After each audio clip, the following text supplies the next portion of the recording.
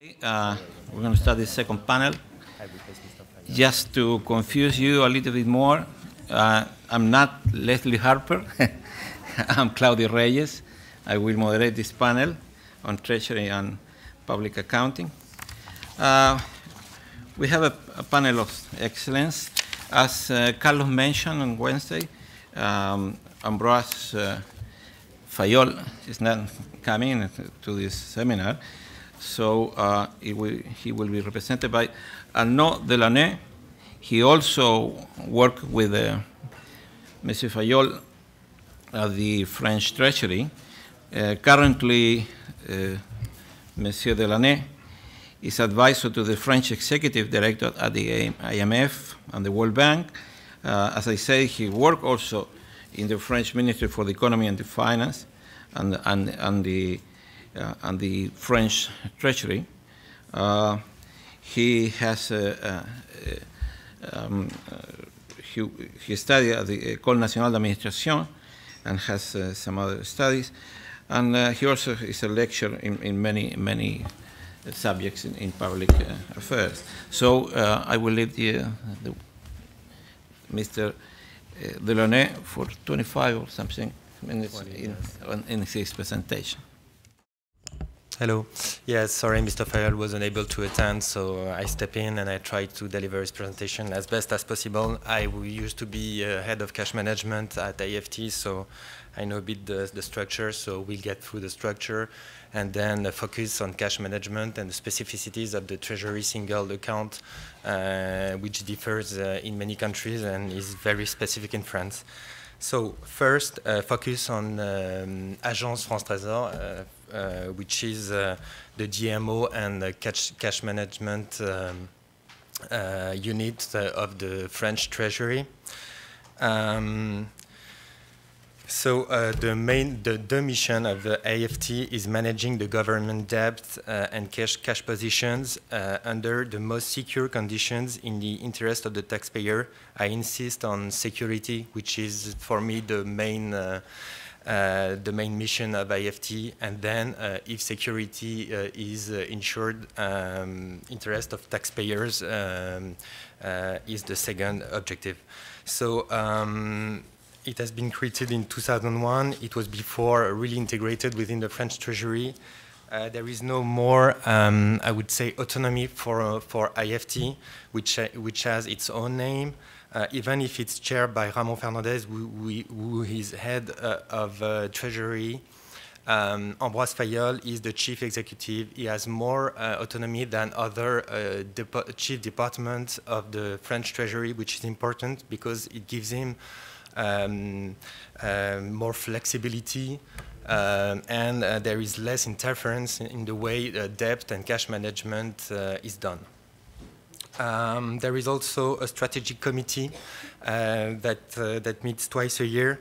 As its name indicates, it's a place where we can discuss with a qualified person. The chairman of this committee is the former MD of the IMF, Jacques de la Rosière. It's interesting because it's a way to give perspective to the work of IFT. Organization is also, you have the organization chart, 8 sectorial units, 2 main units, cash management and debt management. You see them. Oh. So it's on the left. You have a deputy for Mr. Fayol, deputy chief executive, and some other units that are in charge of support. I can answer questions if need be.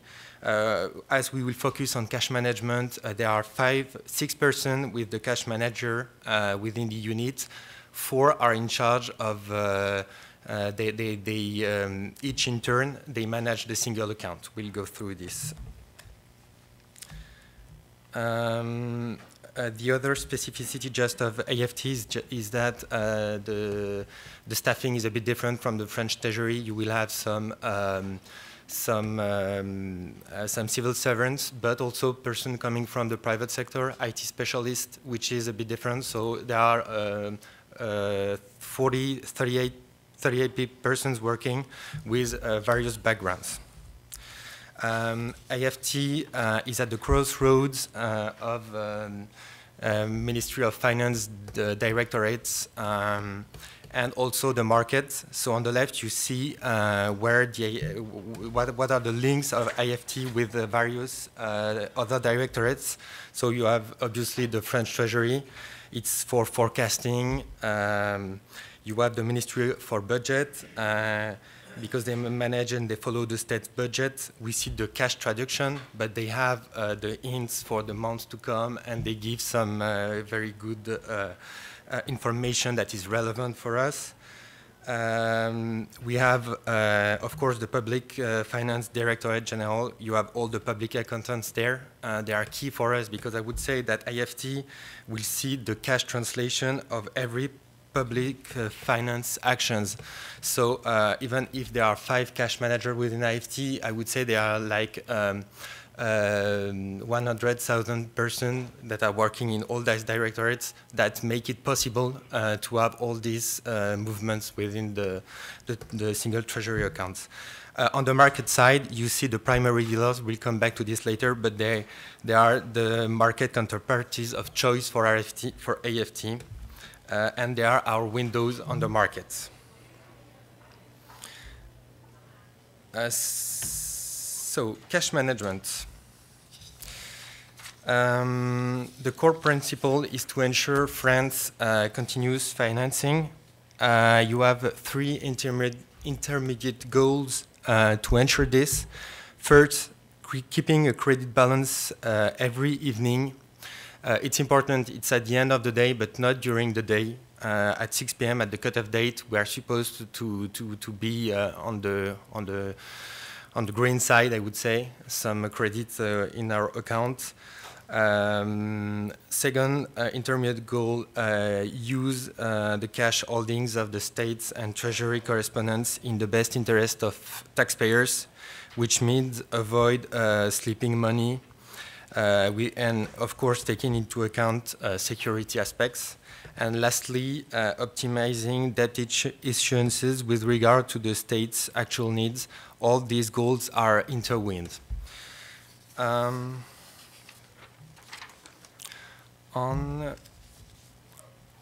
the positive credit balance on the TSA, I will focus on the specificity of the TSA2 on this part, which is, I think, quite interesting because it's not, I know for sure that in Europe we are specific, so I guess it's the case for also other countries. Some figures. Financial flows on the Treasury single account average 40 billion each day. It takes into account movements that are initiated by IFT, because when you use your money to send it to the banks and then the day after you have your money back, it generates a lot of activity, but it's very significant. 80,000 operation each day to show that the system, we'll see this, but the Treasury single accounts is able to pull all these movements. What is this Treasury single account and what it is made of? First, and it will be the first evident thing, the state budget. Everybody would say, okay, it's the state's spendings and revenues. Yes, sure, but you have also, and you see it on the right, you have other public treasuries.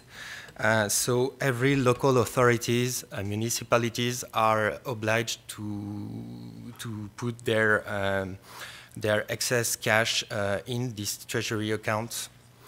You have many national public bodies which are also supposed to deposit, unless they are granted an exception, their money on this account. And you have also very specific entities like African Central Bank from the zone franc. So you see it's very specific, and at the end of 2012, so 31st December of 2012, it would represent 100 billion euros of deposit within from all these other public treasuries. And you have, of course, the movement initiated by IFT, issuance of debt, and cash management, everyday cash management operation, lending to banks and other. We'll come back to this. The Treasury single account is made of around 7,000 sub-accounts. It is managed by the French Central Bank.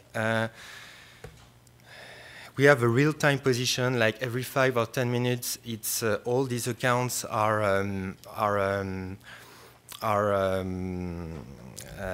updated. So when you see, and it's like it's very simple. It's like in one sheet you see your position every 5 minutes. So it's really important to know where you stand, and at the end of the day, being sure that you keep a positive credit balance. This service is provided by the Banque de France, French Central Bank, and the state pays for it. This is another very important part. That's another illustration of the fact that IFT is linked for its cash management to many very important other institutions. Non-state entities account for many movements within the Treasury single account. So we said that having all this money from other public entities is an opportunity for state cash management, but it's also a challenge too. When you have all these entities, and we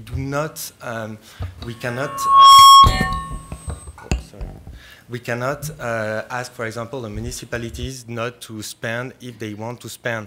So that's the challenge. When a body of research will want to go through its program, we won't say, hey, you cannot spend. So all this information, these thousands of operators make their choices on their own, and we have to manage this uncertainty. During the last years, we did our maximum to strengthen cash pooling. So you see it has been strengthened in the text. I would say that during the 3 last years, it was like 15 billion that were repatriated within the Treasury single account, which is quite substantial. So, using the cash holdings that are in our Treasury single account in the best conditions, first, there are two prerequisites. First one, we have to know what will be our cash position during the year. So when you get closer to the D-Day, you know more and more your cash position, but we have to know to forecast as best as possible during the year. The graph you see is the profile when every operation are aggregated. So you see that part of it was in 2013. So at some point during the year, we have excess of 70 billion euros on the account, and on Sundays you have just some hundred of millions of euros. So it's very uneven during the year, which is also a challenge because you have to prepare. When you see this big change one day to the other, it's linked mostly to redemptions that are very important because the way debt is managed in France, you have just like 6 points for long-term, medium-term, and long-term debt redemption. So in one day, you can have up to 35 billion euros to let out the account. So the forecast is done using the previous year and also all the information with the entities that have been mentioned to know what are the tax reform, their impacts, and so on. The second thing, if you want to manage your cash and make money from it, is to know perfectly the day before what will be the position the day after, because we'll use this money at the beginning of the day. but you will have the operations that we go through all the day long. So you have to know the day before at 6 o'clock, or at the end of the day, you have to know what will be your position at 6 o'clock the day after. This is not easy, and that's a major point and a major improvement of the last 15 years. It's how to progress in the information and to have this information possible. So you have obligation of information, notification to AFT from our main correspondents. All public entities, local authorities have this obligation to inform us. So if they do not, they cannot spend the day unless we give the authorization. How is it possible? Via an IT system dedicated to this process, and most notifications go through our IT system within the Banque de France. You have some of the notifications that are still not operated via this IT system and are directly sent to AFT. But all in all, you see the progress. We have a very good knowledge the day before of what would be our cash situation the day after. So when we have this information on our cash position, we can use this cash to the benefits of the taxpayers. We have an agreement with Banque de France. We have a contract and interest depending on the amount left on the Banque de France. But generally, it's more interesting for us to go through the interbank market and use this money instead of letting it sleep within the Banque de France account. So usually under normal circumstances, we'll use this money throughout the day. We'll see how. And at the end of the day, we'll have a position of generally 300 million euros on the account. So if, for example, the day you have 40 billion of cash excess, you will have like almost 40 billion that will be one way or the other used. So how is it used? Two ways. I remind you the security aspects. This is key for us, so we don't do anything with this money. It is really, there are a lot of attention, and these are very simple operations. So you have day-to-day deposits with a limited number of counterparts with limit risk that are monitored every week to ensure that these banks are the most resilient, and generally they are our primary dealers. And we use also reverse repos, asking for our own paper. So it gives a lot of guarantee, which can allow us to use up to 1 month our cash. So all this is very secure, highly liquid, and you see, oh, sorry, it was this one, so you see how we use it. Repo is 50%, and day-to-day unsecured deposit lending is like the other half. You have other part, which is we do some operation with other European treasuries or even EFSF or entities like that. We monitor, we have some objectives to use this cash. So our reference is EONIA, which is the main interbank index that we can refer to. It's difficult to interpret the results in 2011 and 2012 given the very specific conditions of the interbank market.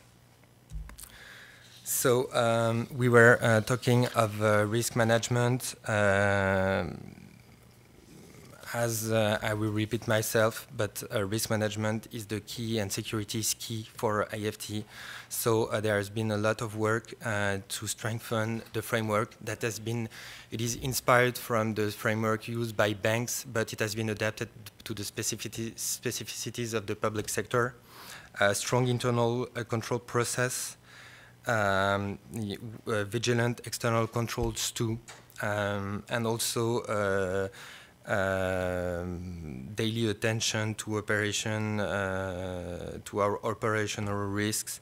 For example, we have business continuing plan. We have 3 layers of security: local, in Paris, and a regional backup that whatever may happen, the activity of AFT can continue. So, optimizing debt issuances with regard to the state's needs. This is a brief presentation of how our debt issuance works. The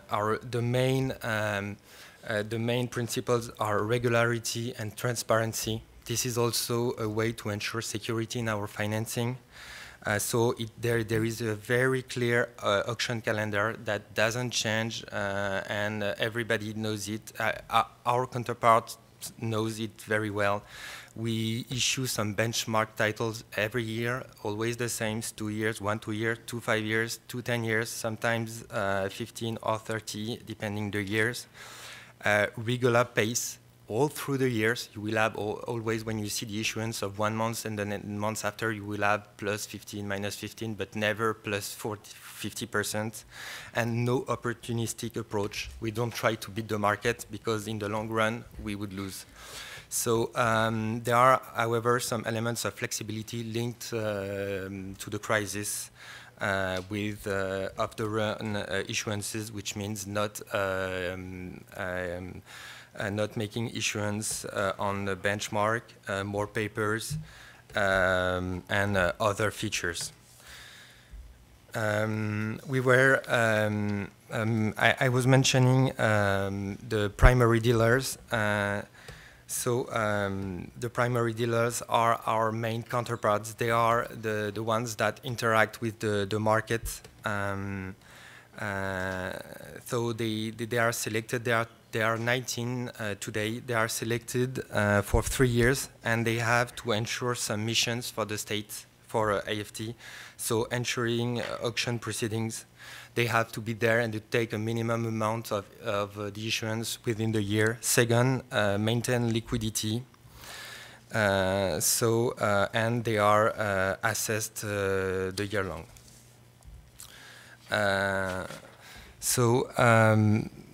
For optimization, what's another, and we come back to the beginning of the presentation, why in IFT you have cash management unit and debt management unit? Because these two features are really intertwined, and it gives flexibility.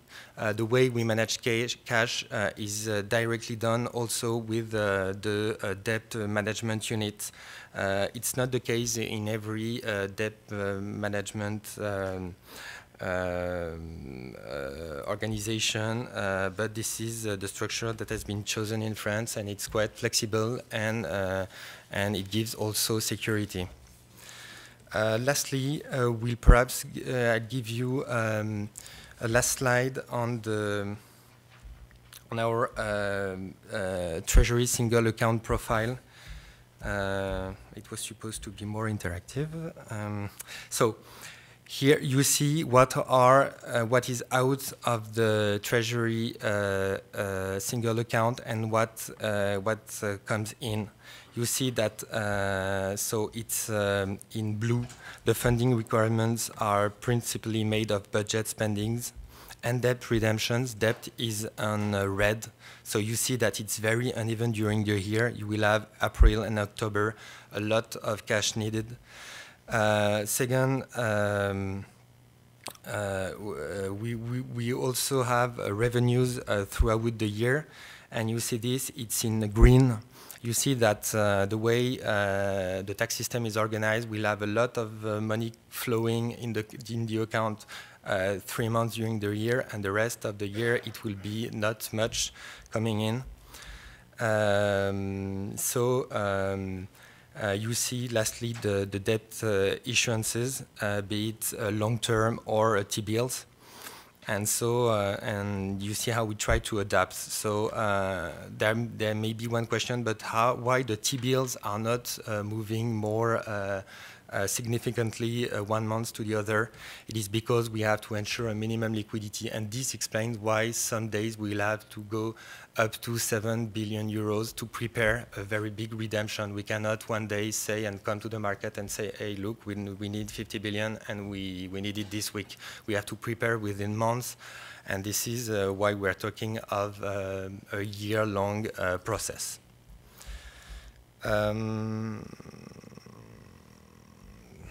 We went through all the information. I can, the presentation. I can answer some question if need be after. Well, that's the case of France. Now we're going to see the presentation of some other countries, starting with the case of Peru. We make a little change now in the order. Carlos Linares will present the case of Peru. He's Director General of the Directorate for Public Debt and Treasury at the Ministry of Economy and Finance in Peru. He's an economist from Universidad del Pacífico and has an MBA at Kellogg Northwestern University, a very long experience both in the public and private sector. He also is a board member of Banco de la Nación, which is a central bank in Peru, and has, as I say, a very long experience. Carlos, you have 15 minutes. En primer lugar, agradecer la invitación del BIT por este evento tan interesante y también por la oportunidad de reunirnos con nuestros colegas, los tesoreros, al igual que han tenido los contadores, ¿no? Me toca comentar sobre la tesorería, la cuenta única del Tesoro, y quiero un poco ponerlos en contexto, digamos, a propósito del tema que se comentó al inicio de estas conferencias sobre las reformas en la gestión pública. Nosotros hace casi 3 años, digamos, comenzamos una especie de reforma también, cuando se decidió fusionar la Dirección de Tesoro Público por un lado y la Dirección de Endeudamiento Público por otro lado, y se creó una Dirección General de Endeudamiento y Tesoro Público, ¿no? Antes se llevaban de manera independiente el manejo de la tesorería, que tenía una función básicamente operativa, ¿no? Centralizar los ingresos y programar y autorizar los pagos de las diferentes entidades del gobierno, en los diferentes niveles de gobierno. Y por otro lado, la Dirección de Endeudamiento Público, que tenía como responsabilidad normar, programar, negociar, registrar la deuda pública, ¿no? Entonces, este cambio se dio a través de un decreto supremo y, como se comentaba en esa oportunidad, bueno, las reformas o los cambios implican procesos que toman tiempo y todavía estamos en este proceso de consolidar esta fusión. Y en el camino, por supuesto, hay una serie de temas que hay que ir superando para hacer posible, digamos, implementar una nueva perspectiva, una nueva visión de cómo llevar las cosas con esta tarea que nosotros la definimos como el manejo integral o una gestión integral de activos y pasivos. Entonces, hasta antes de esta fusión, la tesorería no manejaba activos financieros importantes. Teníamos, sí, por un lado, un fondo soberano que ha venido creciendo en los últimos años, ¿no? Producto de la abundancia económica y los niveles de superávit que ha tenido la República, especialmente en los últimos 7 u 8 años, aunque este es un fondo que se creó ya con la Ley de Transparencia Fiscal a principios de los 90, pero este fondo está depositado íntegramente en el Banco Central de Reserva. Existe un directorio, pero el Tesoro en sí mismo no tiene una injerencia, o no tenía hasta el momento ni una injerencia en el manejo de estos recursos, ¿no? Y los recursos eran depositados íntegramente en el Banco de la Nación y el Banco Central de Reserva. Había un manejo pasivo, digamos, de estos recursos financieros. Por el lado del manejo de deuda, tenemos un enfoque de gestión de pasivos muy legalista, muy normativo. Incluso hay tipos de operaciones de tesorería, por ejemplo, de corto plazo, que no estaban definidos dentro del Sistema Nacional de Endeudamiento Público. El principal objetivo era cubrir los requerimientos presupuestales. El principal criterio era el de minimizar el costo financiero, ¿no? a un nivel de riesgo razonable. Y en general, como ya lo mencionó en su momento el compañero Oscar Pajuelo, en temas de la implementación de la contabilidad o las NICs o las IPSAS, se ha venido implementando progresivamente y efectivamente comenzamos a ejercer cierta presión, digamos, para que nos ayudara, digamos, a tener un mejor nivel de información para una mejor gestión financiera de los recursos, ¿no?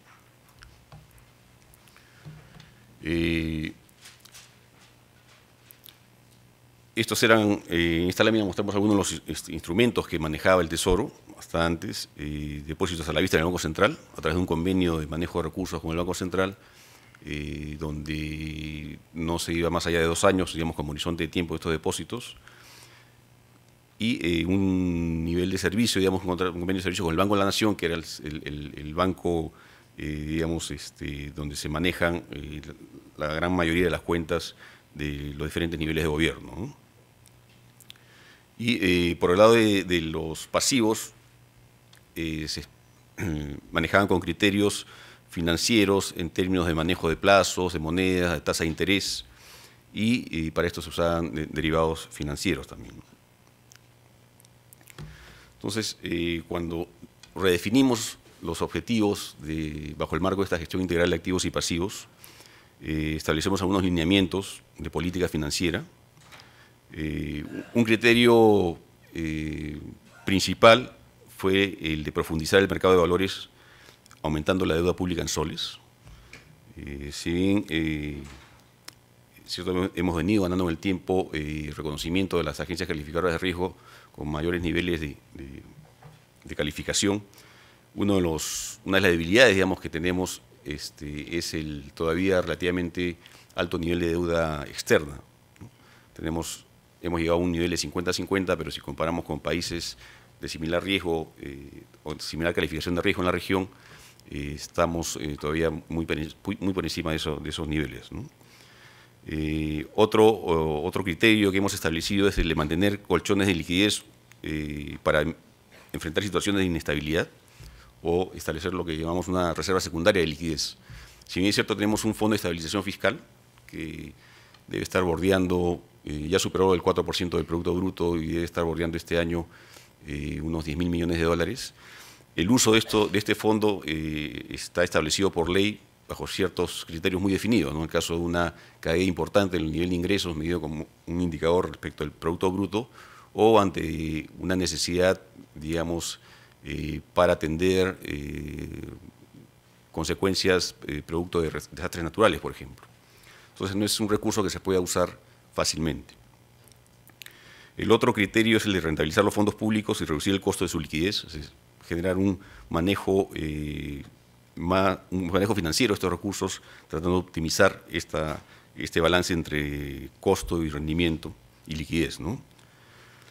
Otro aspecto importante también es mantener una sana estructura de financiamiento en la deuda indirecta, es decir, todo el tema de los pasivos contingentes, sobre todo en el desarrollo que está alcanzando recientemente en el país los esquemas de asociaciones público-privadas, donde en algunos casos hay componentes de cofinanciamiento importantes y en otros casos,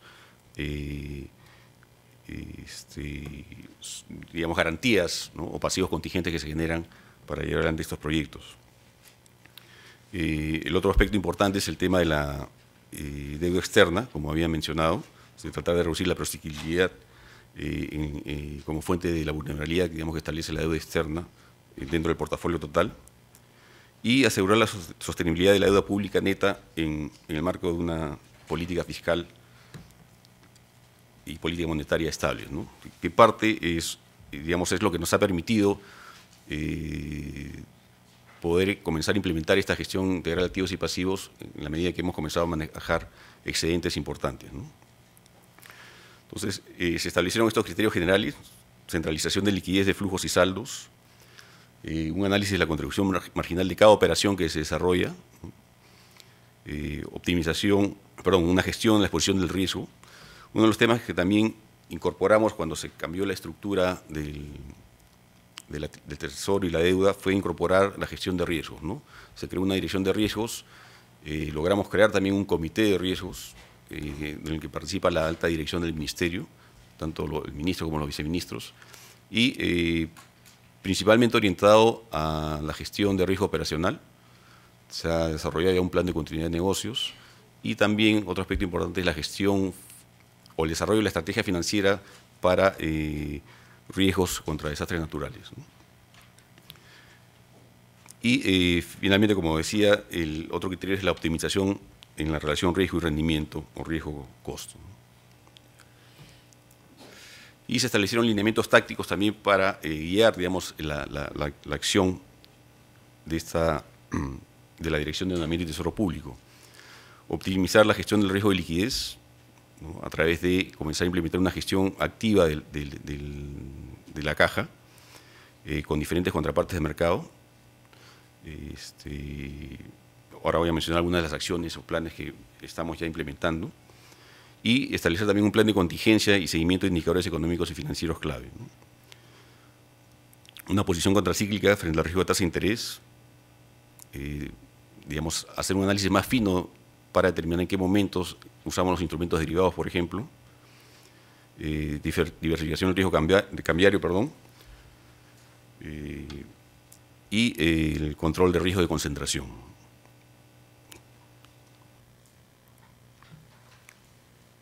Ahora, esta gestión de activos y pasivos nos lleva también a establecer algunos objetivos, como ya había mencionado, profundizar el desarrollo del mercado de valores de deuda pública. Para esto hemos venido, por ejemplo, modificando nuestros reglamentos de colocación primaria de instrumentos a través de reformular el reglamento para los creadores de mercado, tratando de cambiar los incentivos, ya que habíamos tenido como resultado que los creadores de mercado están comportándose más como brokers y no como creadores de mercado propiamente. También generamos una mayor apertura para que no solamente participen los creadores de mercado en la colocación primaria, sino también damos cierta opción a participar a otros inversionistas institucionales. El tema del manejo de los requerimientos de la gestión de deuda lo estamos viendo ya de una manera integrada con la gestión de los recursos de la Tesorería. El análisis de las operaciones financieras según los lineamientos definidos, el tema de las operaciones de administración de pasivos, por ejemplo. Conversamos muy seguido con los bancos de inversión y siempre tratan de convencernos, digamos, la conveniencia de alguna operación de administración de pasivos, pero esta definición de criterios nos ha ayudado a ser muy selectivos en qué tipo de operaciones son las que realmente necesitamos, sobre todo en términos del objetivo de desdolarizar el portafolio de deuda y el tema de definir un rango de objetivo para la vida media de la deuda, ¿no? El caso de Perú, por ejemplo, es particular porque tenemos probablemente el promedio de vida media de deuda más alto en toda la región, más de 12 años. Entonces, si bien es cierto, siempre es interesante hacer operaciones de administración de pasivos donde vas alargando la vida media de la deuda. En nuestro caso creo que ya ese costo adicional no siempre se justifica, ¿no? Y otros aspectos que también deben ser incorporados en la evaluación de las operaciones desde el punto de vista del Estado, sobre todo, con aspectos que no siempre son recogidos por la evaluación financiera, ¿no? Y una visión de largo plazo para asegurar la sostenibilidad de las finanzas públicas. Bueno, estos son otros aspectos o criterios, digamos, para la evaluación de las operaciones, que más o menos reúnan en lo mismo que he estado mencionando. Algunos aspectos que pensamos ir incorporando y tratando de mejorar es el tema del financiamiento de los proyectos. Muchas veces el proyecto ya nace con asociado a un financiamiento de un organismo multilateral y eso no necesariamente está de acuerdo, digamos, ahora con los objetivos más agregados de un balance en el financiamiento o el manejo integral de la tesorería y la deuda, ¿no?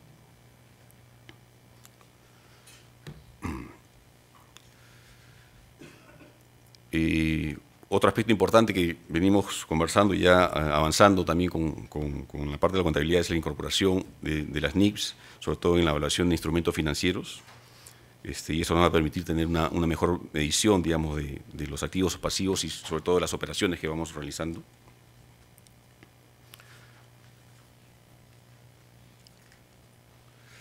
Y algunos de los temas que venimos implementados ya y que venimos implementando, estamos creando también un comité de activos y pasivos. Muchas de estas medidas, si bien es cierto, suenan muy lógicas, nos hemos encontrado con que muchos de estos temas necesitan cambios normativos, y a veces los cambios normativos, dependiendo del nivel de rango de norma que requieran, toman algún tiempo, ¿no? Pero ya hemos logrado crear un comité de activos y pasivos que va a determinar los lineamientos de política para la gestión de la tesorería y la deuda. Se han establecido lineamientos para la gestión de activos y pasivos. Hemos establecido subastas ordinarias de letras del Tesoro. Hemos definido una nueva estrategia de la gestión de la deuda, donde ya programamos y establecemos una regularidad en las emisiones del gobierno. Antes no teníamos este programa de emisiones. Y hemos vuelto a emitir letras del Tesoro. Si bien es cierto, no es necesario desde el punto de vista financiero, no es indispensable porque tenemos excedentes de recursos, pero sí pensamos que es importante completar, digamos, toda la curva soberana hasta la parte corta, y además también es un elemento de inclusión financiera porque hemos diseñado esta colocación de letras orientado al mercado retail con un canal distinto a la colocación de los bonos, que es básicamente para el mercado mayorista. Las letras las estamos colocando a través de las sociedades agentes de bolsa y a través de la bolsa de valores, ¿no? Carlos, Ok, vamos a correr un poco entonces. Estamos también comenzando a reglamentar operaciones de repos, o sea, vamos a tener al Tesoro tener una participación más activa en el mercado, comprando y vendiendo instrumentos del mismo gobierno y dando liquidez o soporte a los instrumentos emitidos por el gobierno. Otro aspecto importante es la creación de un fondo índice de bonos del Tesoro Público, que en un principio va a ser financiado con recursos del Tesoro y nos va a dar ayudar a dar soporte de liquidez a toda la curva de bonos. Las operaciones de reporte ya las había mencionado. Y finalmente acceso a través de Internet para que el público pueda adquirir las letras y los bonos del Tesoro, ¿no? Otro aspecto importante en la presentación era el tema de la cuenta única del Tesoro. Este instrumento de gestión financiera, que en el Perú ya tiene muchos años de implementado, permite centralizar toda la fuente de recursos, las distintas fuentes de ingresos en los diferentes niveles de gobierno. Aquí tenemos un cuadrito donde muestra claramente el alcance que tiene la cuenta única del Tesoro. Acá vemos los recursos del presupuesto del año 2013, de los cuales el 87% de esos recursos pasaron a través de la cuenta única del Tesoro. Tenemos planeado para este año alcanzar un rango entre 90 y 92% de los recursos a través de la cuenta única del Tesoro, ¿no? Nos falta, a través de ciertas normativas, poder seguir incrementando la participación de los recursos directamente recaudados en la cuenta del Tesoro, así como en las operaciones oficiales de crédito. Para esto tenemos un sistema integrado de administración financiera, es el SIAF, ¿no? Este sistema nos permite al gobierno central y a los diferentes niveles de gobierno, desde la formulación presupuestal, la ejecución presupuestal, la ejecución financiera, la contabilidad presupuestaria, y también es un elemento importantísimo de transparencia, ¿no?, en la ejecución presupuestal. Hay un portal de consulta amigable que cualquier persona puede acceder y puedes revisar, digamos, el nivel de gasto, de ejecución de gasto por diferentes niveles de gobierno, por diferentes tipos de fuentes de financiamiento, y es un nivel de transparencia bastante alto, ¿no? Acá tenemos en la parte baja del cuadro, tenemos cerca de 3.000 unidades ejecutoras o niveles en pliegos que participan, ¿no?, en el SIAF. Como vemos, prácticamente el alcance es a nivel nacional y a todos los niveles de gobierno, ¿no?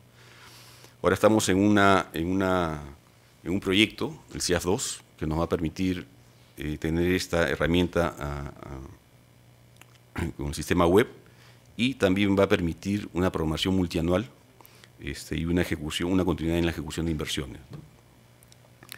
Y esta herramienta nos permite afianzar el manejo de la CUT, ¿no? Tenemos saldos mínimos que manejamos en las cuentas del Banco de la Nación, que es a través del cual se ejecutan se registran los ingresos y los gastos, y la cuenta principal está en el Banco Central, que recibe una remuneración ya establecida por el banco, ¿no? Tenemos un plan de caja que es preparado con un horizonte de 3 meses en función de esta información centralizada que tenemos de los ingresos y los gastos. Y tenemos un comité de caja mensual donde participa no solamente el Ministerio, sino el Banco Central y el Banco de la Nación, también la SUNAT, que es la agencia recaudadora, para revisar la programación y la ejecución de cada mes, ¿no? Bueno, aquí se mencionan básicamente cuáles son las subcuentas de ingresos y gastos que están en el CIAF. Y finalmente, como decía, como un tema pendientes y de agenda es el desarrollo de este proyecto que cuenta con el apoyo del BID para lograr una nueva plataforma que amplíe, digamos, el alcance y la flexibilidad de esta herramienta y trabajar ya a nivel de presupuesto multianual, ¿no? Bueno, básicamente eso es todo y muchas gracias a todos por su atención. Okay, so now we will see the case of Austria. We have here Mr. Gerhard Steger. He's the budget director of Austria. He has been the Austrian budget director since 1997 and responsible for the implementation and design of the very comprehensive budget reform. He also shares the senior budget officials network at OECD since 2009. So Gerhard, please. So maybe anybody could help me to arrange the presentation. Señoras y señores, muchísimas gracias para invitarme de participar en este diálogo importante. Me gustaría más de continuar de hablar en español, but my Spanish is much too bad, and therefore I immediately switched to English to present to the Austrian accrual experience. Great. Carlos, you saved my life. Thank you very much. Hey, good luck. Basically, we'll deal with two questions. Why does a switch from cash only to accrual make sense? And the other question is, what is the concrete Austrian practical reform experience as far as accruals is concerned? What I want to get across is, if I talk about the necessity of accruals, that doesn't mean that cash would not be important. This is a widespread misunderstanding that if you are in favor of accruals, you say cash would not be important. And that would be a big mistake. After more than 16 years as budget director, I know cash is bloody important. And therefore, yes to accruals, but at the same time, we need the perspective of liquidity. I would never, ever abdicate cash. I would say cash only is not important. We need cash, but we need more than cash. We need the use of resources. Therefore, we need an operating statement. And we need a comparison of assets and liabilities. Therefore, we need a balance sheet. And I will try to flag very practical reasons why accrual is so important. Very practical reasons out of the life of a budget director. First example, if you sell an asset and you have cash only, everybody's happy to see the revenue coming in for the asset. But what you don't see in a cash-only world is that the asset goes away.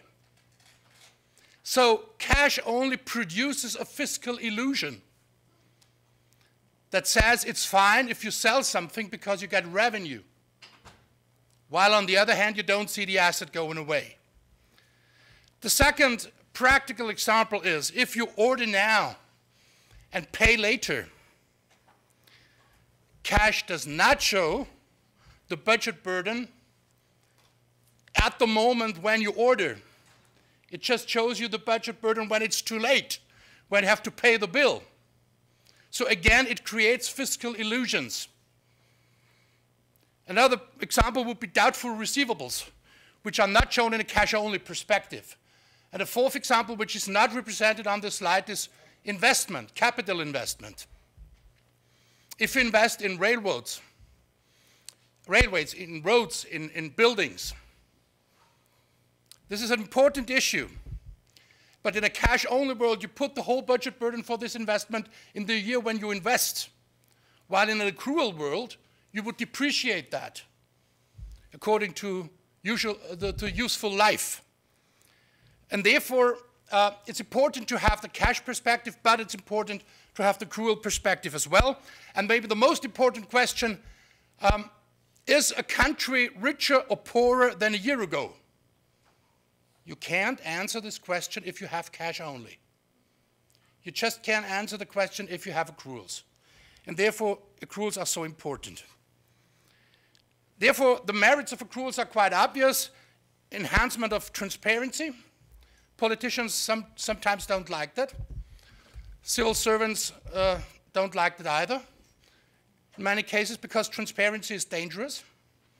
I will show you the consequences of transparency when I tell you what the results of our opening balance sheet are.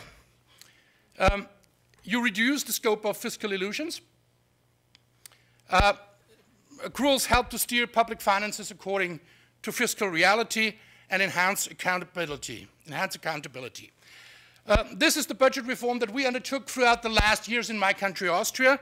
With two stages, 2009, we implemented a medium-term expenditure framework on a legally binding basis with more flexibility for line ministries in exchange for hard expenditure ceilings 4 years in advance. And last year, we started with accrual budgeting and accounting and performance budgeting. We are very proud that the decisions were taken in Parliament by unanimous decision. And we even tried, and this is a very important thing in the context of accruals as well, we tried to make the reform irreversible. How did we do that? We enshrined new budget principles into the Constitution. And it's very difficult to change the Constitution in my country. We enshrined the principle of outcome orientation that reflects performance, efficiency, transparency, and true and fair view, which very much has to do with accruals. How did we carry the reform out? We started in the Ministry of Finance looking at the situation, saying that we were in the fiscal fog. We just planned the budget from 1 year to the next year on a cash-only basis. We didn't get important information that we need to steer the budget accordingly. We created ownership within the administration. Frankly, we didn't hire consultants. You know why? Consultants are expensive. And at the end of the day, they do the work in a way that they need another ticket to fulfill the task. That's why we tried to train our own people in the administration. We trusted in the capacity of our own people. And that's why we did it within our own administration. We looked around which other examples could be helpful. For accruals, that was Switzerland to a very high extent. Ipsos was mentioned quite often today.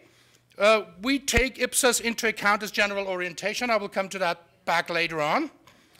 It took us several years to do the design of the reform. Then we had the unanimous decision in Parliament, the amendment of the Constitution. And basically, we tried to cover all levels of government. We didn't succeed. We just started with the federal level. And then we got help.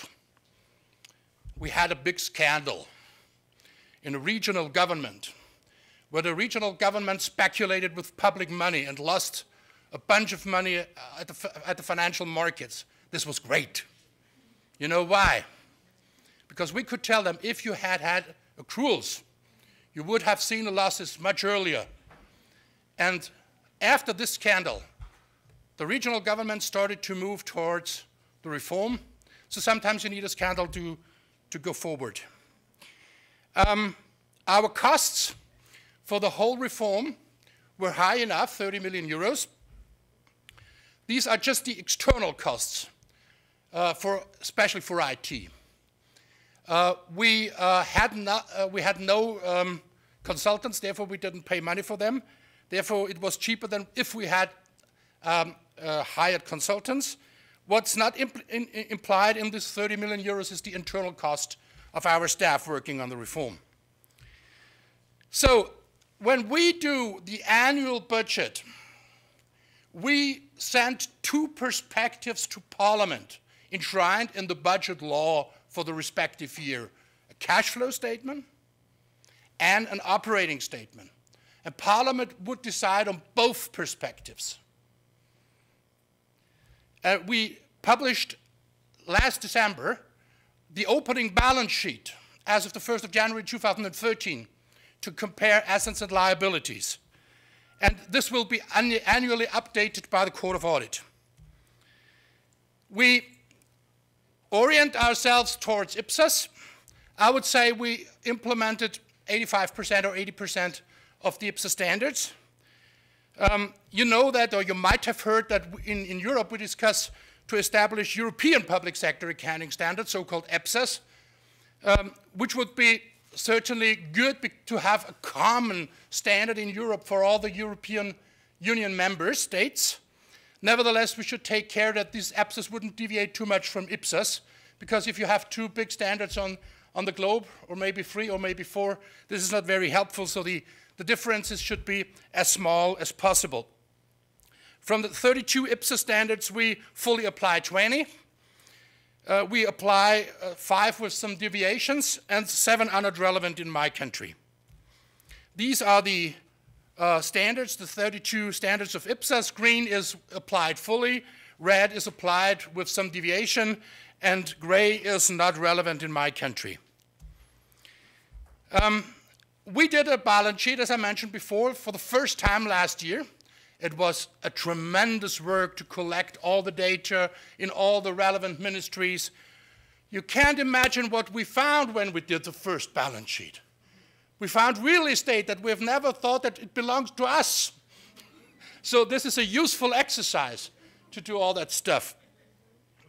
We created an own legal basis for that, the so-called Austrian opening balance sheet regulation. We tried to have a balance between accuracy and costs, workload. That's another hint that I would try to provide when I talk about our experience. Don't try to be perfect. If you try to be perfect, you will create a bureaucratic monster with reports like that nobody would read. You would frustrate everybody. So we try to follow the 80-20 rule. We try to be pragmatic. We try to have our, well, deficiencies. If they are not too big, we are fine with that. We have, therefore, used flat rate and comparative parameters doing our opening balance sheet. We permit measurement alternatives when feasible. For instance, we value our subsidiaries at equity and do not a full consolidation. It would be much too complicated, at least for the first step. And as I mentioned before, we trusted our own people and tried to develop them and didn't hire consultants. This is the result of our opening balance sheet. You see, we found assets worth 90 billion euros.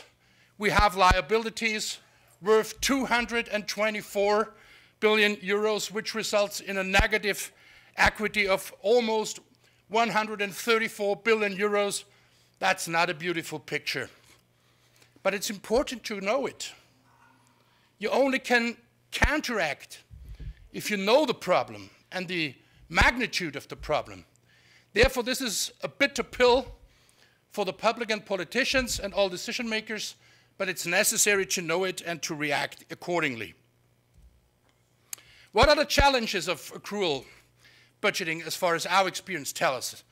The first one is commitment, commitment, commitment, commitment. If you do a separate report that nobody would read, forget it.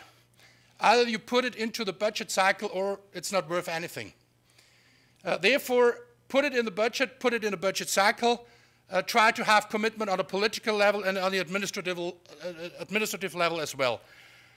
The second one, try to make the stakeholders understand what the merits of accruals are, why these accruals are practically important.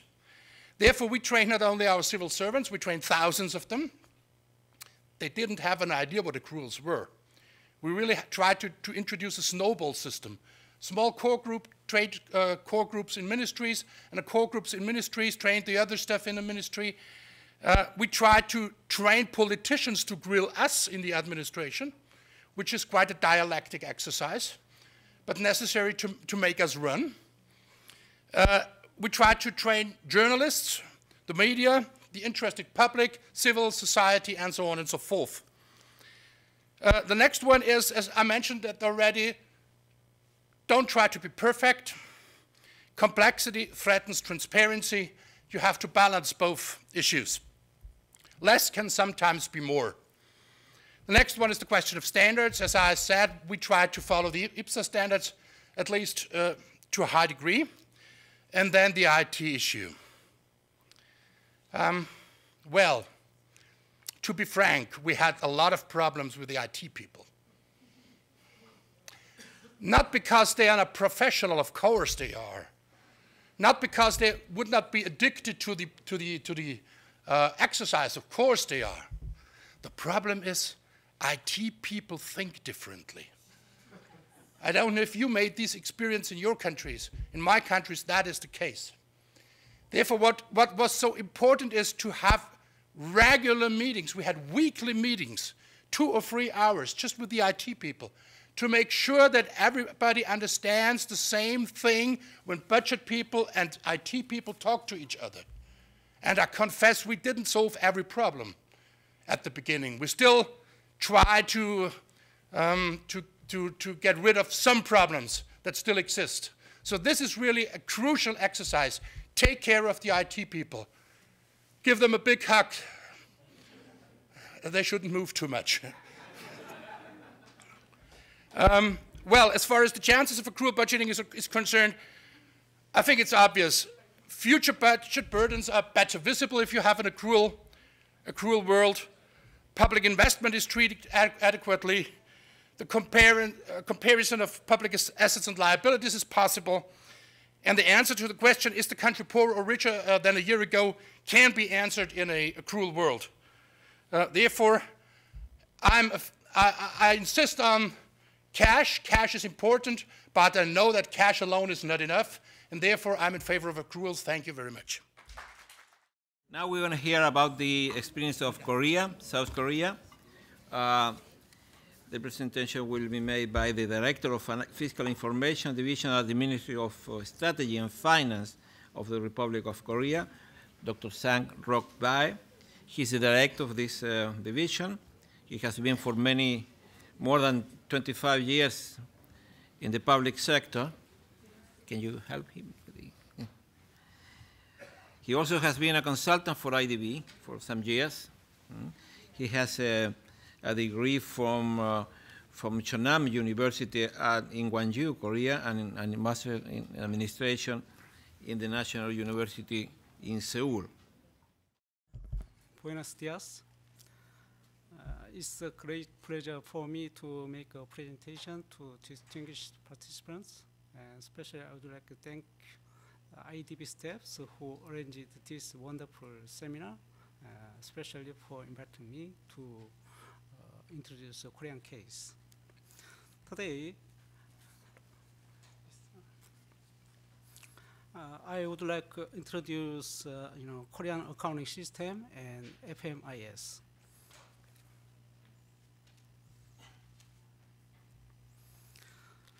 Before starting my presentation, I would like to introduce Korean economic development history.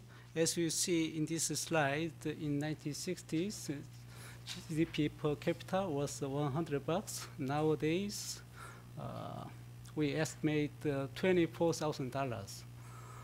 But if economy develops continuously, we know we didn't necessary for reform of our systems. But as you see in this slide, in 1997, we experienced Asian financial crisis. At that time, we took 4 major reforms. I'll explain later. After that, 2008, we experienced also worldwide financial crisis. At that time, we introduced this, accrual-based accounting systems. Based on this information, why do we need these critical fiscal reforms? First, demand side. People need more transparency because if there's a crisis, revenue dramatically drops and need for support or implementation of budget are increased. So huge gaps. In that case, people usually need for transparency. The other side, the socio-economic changes. Aging population means we need social safety networks. The other side, low fertilities, we need more efficiency in our economy. As you see, also growing demand for public spends. One side, many people lost their jobs. Then nations should support the people for education or other, social welfare. Before 1997, usually was family supporting social welfare systems, but nowadays gradually going to national supporting systems. So in 1997, we took 4 measures I mentioned, from yearly budgeting to MFDR. The other side is line-managed item budgeting to top-down budgetings, and input-oriented to performance-based budgeting systems. Lastly, is dispersed fiscal information to digital budgeting and accounting systems. I am talking about this last part today. This slide is similar to yours, budgeting formulation, budget formulations, budget implementation, and settlements. So you may see later. So let's see flow of closing account system in Korea. So it's similar, I guess. Line ministries submit the closing statement to Minister of Strategic Finance, and Minister of Strategic Finance requests auditing to Board of Audit and Inspections. And later, Minister of Strategic Finance submit this national closing statement to National Assembly, and National Assembly approved these statements.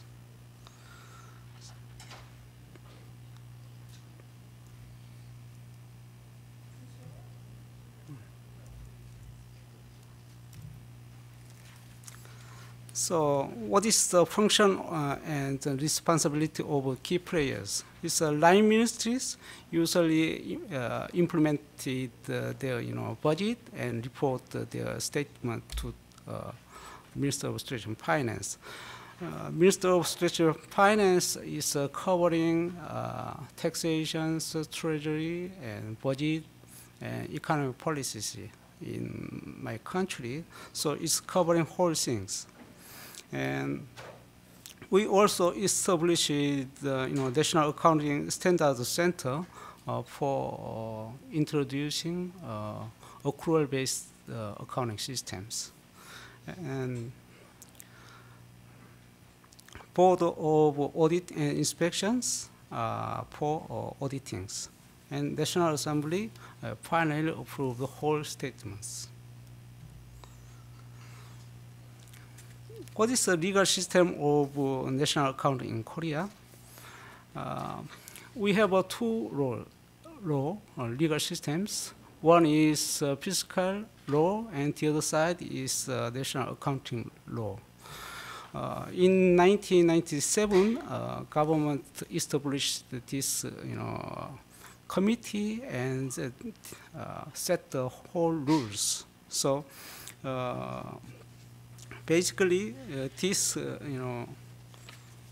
national accounting standards made by one committee consists of 14 members, 5 from governments, 9 from private sectors. Usually, CPA, certified public accountants,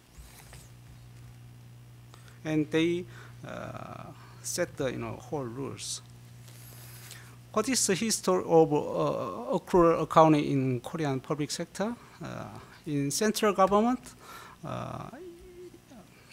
2009 introduced this system and actually formalized this accrual-based accounting system in 2011. Formally, we released this data. And local governments, in 2007, they started this accrual-based accounting system. And public institutions currently is moving these ways.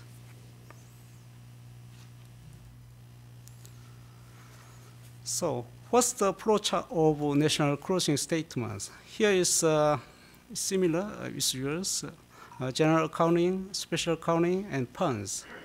But something different. This is automatically through digital brain systems. This digital brain system is FMIS. So government officials put their data on the basis of cash. Then this system automatically recognizes how to divide this cash-based or accrual-based.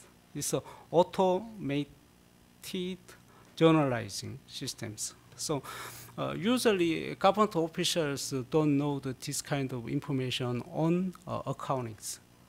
So systems do automatically.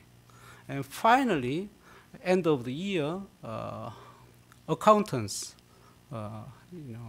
scrutinize these, statements and correct some errors. That's all.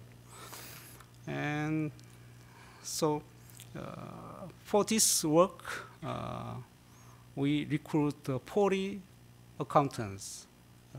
So each ministry has one accountant. End of the year, not the permanent job. Usually we recruit this guy from January to April. It's 4 months. So quite opposite to your Austrian systems, I guess. Problem is one step changes. Usually we it's accounting employees are changed once a year or at least within 2 years, at most 2 years. So some problems. Also, what is national financial reports is 4 main documents. First is overview, and second is revenue and expenditure report. That is cash based accounts. And thirdly, consolidate the financial statements. And fourth, lastly, is performance systems reports. So what is the results of accounts in 2012? Is that is accrual based account. Its total asset is 1,580 trillion won, and liabilities is 902 trillion won, and net asset is 678 trillion won. What is the fiscal balance? It's a GDP ratio is 1.5, but basically it's a third. The financial management balance is very important. That is minus 17%, something like this. That is worse in these days.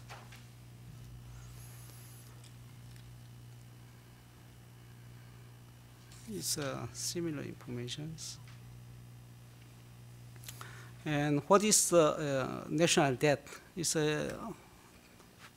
to GDP is in 2012 is 33.4%. It's quite low compared to developed countries. The United States 100%, something like Japan is 170%, but quite low. But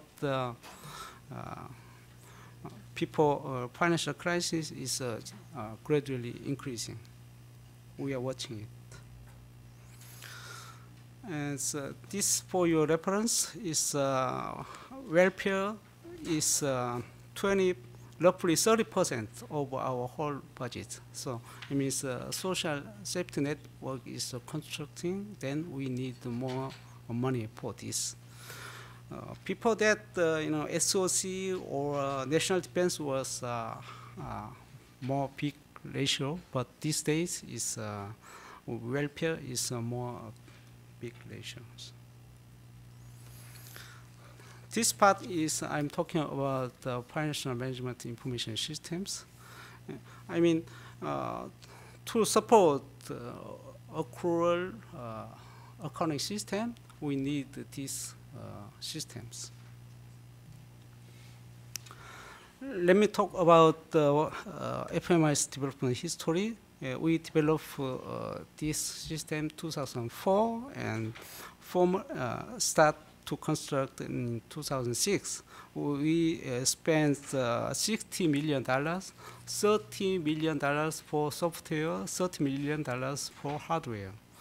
And formally launched this system 2007, and currently users are 57,000, and daily transaction is 418,000, and money is daily 5.3 trillion ones. It's quite a lot. So,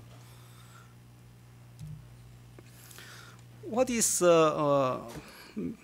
obstacles to construct these systems? As you understand, severe oppositions from local government or education ministry, because they already construct these systems. So we solve some problems to allow their own system, but they should connect to our main systems. And the other side, there was two ministries competing to take control. It's, I mean, who will be driving it? So finally, Minister of Station, it's Minister of Finance and Economy and Minister of Planning and Budget were competing, but these days it's one ministry. It's the Minister of Station and Finance, but at that time was separate. It's planning and budget. And also there was some resistance from users, because many authority or ministries had their own systems. They are accustomed to operate this system, but they need to know a new system. Then we have two measures. One is incentive for promotions.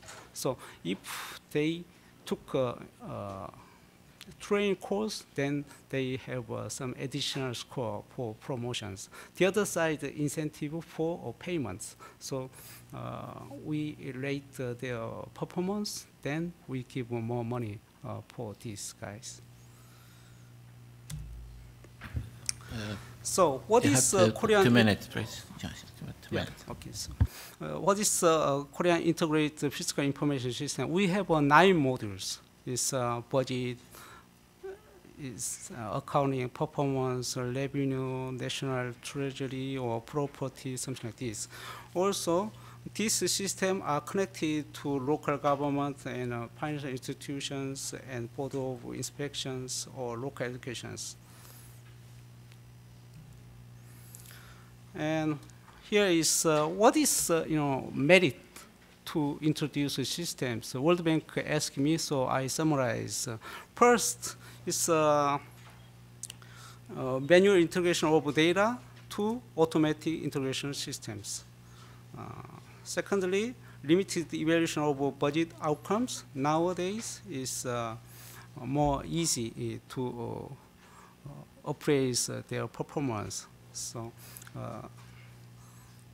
this year we have a plan to estimate 2,000 projects. We have roughly 10,000 projects among these. Yeah. This one is transparency, you may see later. Also, I'll skip this one.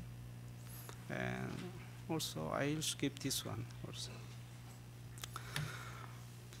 Let me talk about the current our policies. We call it government 3.0. It means before that the government 1.0 means we give information unilaterally, but government 2.0 is mutual feedback. Lastly, government 3.0 means we give whole information unilaterally. Then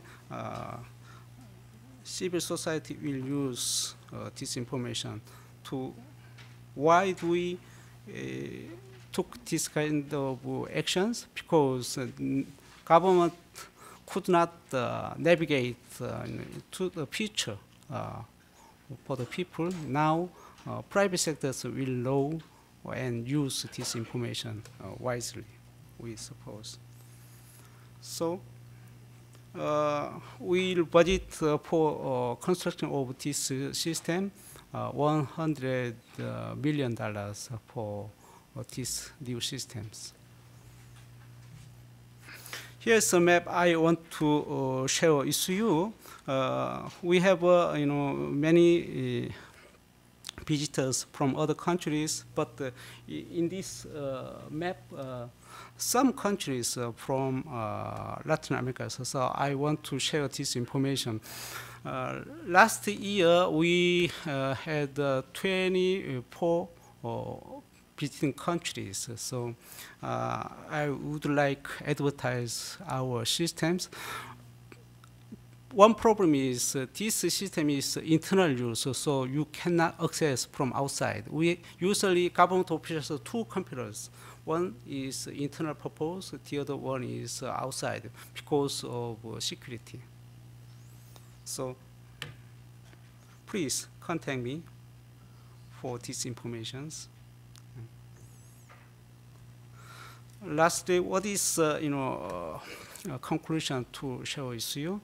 First, have long-term perspectives than short-term.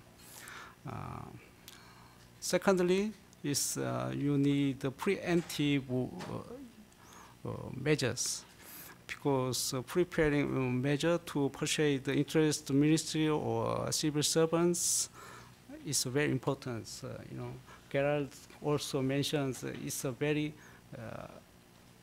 good way to persuade the interest groups, civil servant or journalists. That is very important.